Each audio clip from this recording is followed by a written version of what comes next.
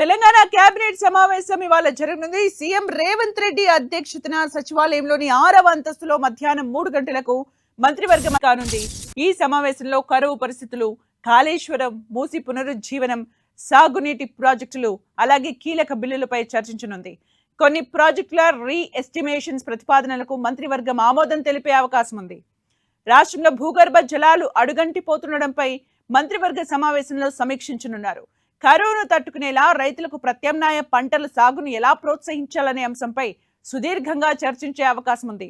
ఇటీవల గోదావరి బనకచర్ల ప్రాజెక్టుపై తెలంగాణ ప్రభుత్వం దాఖలు చేసిన పిటిషన్పై సుప్రీంకోర్టు పొరుగు రాష్ట్రాలకు నోటీసులు జారీ చేసిన నేపథ్యంలో ఆ వ్యవహారంపై తాజా పరిణామాలను కేబినెట్ సమీక్షించనుంది.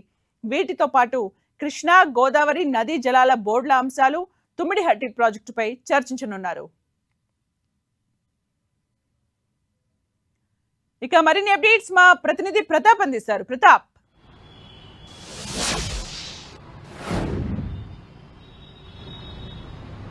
క్యాబినెట్ సమావేశం జరగబోతుంది. మధ్యాహ్నం 3 గంటలకు సచివాలయం వేదికగా జరిగే ఈ సమావేశంలో పలు కీలకమైన అంశాలపైనే ప్రధానమైన ఫోకస్ పెట్టినట్టుగా కూడా తెలుస్తుంది. ప్రధానంగా ప్రజెంట్ ఎలినినో ఎఫెక్ట్ వల్ల వాతావరణంలో జరుగుతున్న మార్పులు, అదేవిధంగా ముఖ్యంగా వర్షాభావ పరిస్థితులు, ఇప్పటికే తెలంగాణలో దాదాపు 60% పైగా లోటు వర్షపాతం నమోదైన నేపథ్యంలో ఫర్దర్ స్టెప్లో భాగంగా ఎలాంటి నిర్ణయాలు తీసుకోవాలని దానిపైన కూడా ప్రధానంగా డిస్కషన్ చేయబోతున్నారు. దీనికి సంబంధించి ఈరోజు ఐఎండీ అధికారులను, వాతావరణ శాఖ అధికారులను కూడా ప్రత్యేకంగా ఇన్వైట్ చేసే అవకాశం ఉన్నట్టు కూడా ప్రభుత్వ వర్గాలు కూడా చెప్తున్నాయి. ప్రధానంగా అసలు నెక్స్ట్ సిచ్యువేషన్ ఎలా ఉండబోతుంది, నెక్స్ట్ ఇంకా సీజన్కు, రైనీ సీజన్కి సంబంధించిన సిచ్యువేషన్లో ఎలాంటి పరిస్థితులు రాబోతున్నాయి, ముఖ్యంగా ఎల్నినో ఎఫెక్ట్ ఇంకా ఏ విధంగా ప్రభావం చూపించే అవకాశం ఉంటుందనే దానిపైన కూడా ప్రధానంగా డిస్కషన్ చేసే అవకాశాలు ఉన్నట్టు తెలుస్తుంది. ఎందుకంటే ఇప్పటికే జూన్ మాసం కూడా ముగిసింది, జూలై మాసం కూడా ఇప్పటికే సగంకి ఎక్కువనే అయిపోయింది. కాబట్టి ఇప్పటివరకు కూడా వర్షాభావ పరిస్థితులు చూసినట్లయితే 60% పైగా వర్షపాతం లోటు నమోదవుతున్న పరిస్థితి ఉంది. కాబట్టి ఇప్పటివరకు కూడా ఎక్కడ సమృద్ధిగా వర్షాలు కురిసిన దాఖలాలు లేవు. ఇక్కడ ఏ ప్రాజెక్టులో కూడా వాటర్ లేక పూర్తిగా డెడ్ స్టోరేజ్కు పడిపోయిన పరిస్థితి కనబడుతుంది. కాబట్టి ఇంకా మరోవైపు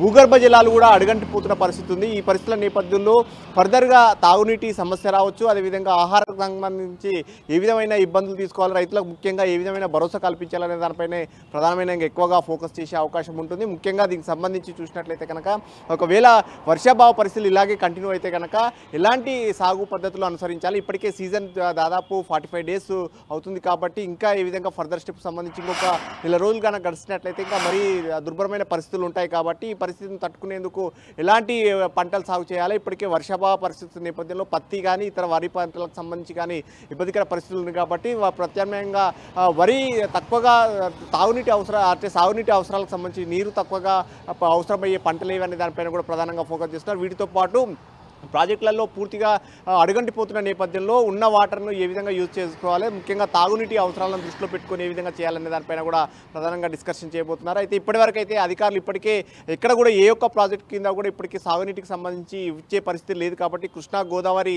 నదులు రెండు కూడా పూర్తిగా ఎండిపోయిన పరిస్థితి కనపడతా ఉంది. ఎక్కడ కూడా వాటర్ వచ్చే పరిస్థితి కనపడతా లేదు. అయితే ఈ పరిస్థితుల నేపథ్యంలో ఏ విధంగా చేయాలనే దానిపైన కూడా ప్రధానంగా డిస్కషన్ అయిపోతున్నారు. ఇంకా మరోవైపు పంచాయతీరాజ్ చట్టానికి సంబంధించి కూడా కొన్ని సవరణలు చేయాలని చెప్పేసి భావించారు. ఆ బిల్లుకు సంబంధించి కూడా ఈరోజు కొన్ని అంశాలకు సంబంధించి కూడా ఈరోజు డిస్కషన్ చేసే అవకాశం ఉన్నట్టుగా తెలుస్తుంది. ఫర్దర్గా ఈ ముఖ్యంగా ఇరిగేషన్ ప్రాజెక్టులకు సంబంధించి కొన్ని చోట్ల భూసేకరణ కాస్త ఇబ్బందికర పరిస్థితులు ఉన్నాయి. కాబట్టి ఆ భూసేకరణ సమస్యను కూడా ప్రధానంగా డిస్కషన్ చేసే అవకాశాలు ఉన్నట్టు చెప్తున్నారు. ప్రాజెక్టులతో పాటు ముఖ్యంగా మెట్రో రైలుకు సంబంధించిన అంశానికి సంబంధించి కూడా ప్రధానంగా డిస్కషన్ చేయబోతున్నారు. అదేవిధంగా బుల్లెట్ ట్రైన్ సంబంధించి కూడా ఇప్పటికే కొన్ని చోట్ల మార్కింగ్ కూడా ఏర్పాటు చేశారు. కాబట్టి దానికి సంబంధించి కేంద్రం రైలు నిర్మాణం చేసినా ఇప్పటికి దానికి సంబంధించి భూసేకరణ మాత్రం పూర్తిగా రాష్ట్ర ప్రభుత్వ పరిధిలో ఉంటుంది. కాబట్టి భూసేకరణకు సంబంధించిన దానిపైన బుల్లెట్ ట్రైన్కి సంబంధించిన అంశంపైన కూడా ప్రధానంగా డిస్కషన్ చేయబోతున్నారు. మరోవైపు మెట్రో రైలుకి సంబంధించి ఇప్పటికే కేంద్రంకి పంపించినప్పుడు కేంద్రం వద్ద చర్చలు జరిగి దీనికి సంబంధించి ఎస్బీఐ కాప్స్ దీన్ని స్టడీ చేస్తుందని చెప్పేసి ఇప్పటికీ నిర్ణయించినప్పటికీ దీనికి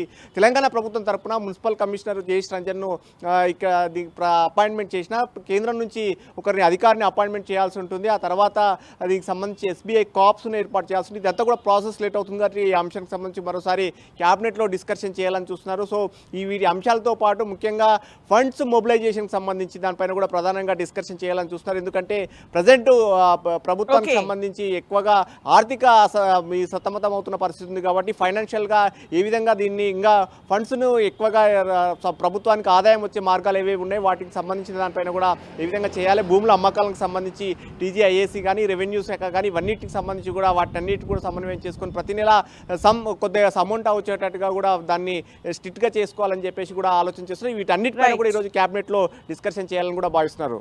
thank you Pratap for the updates.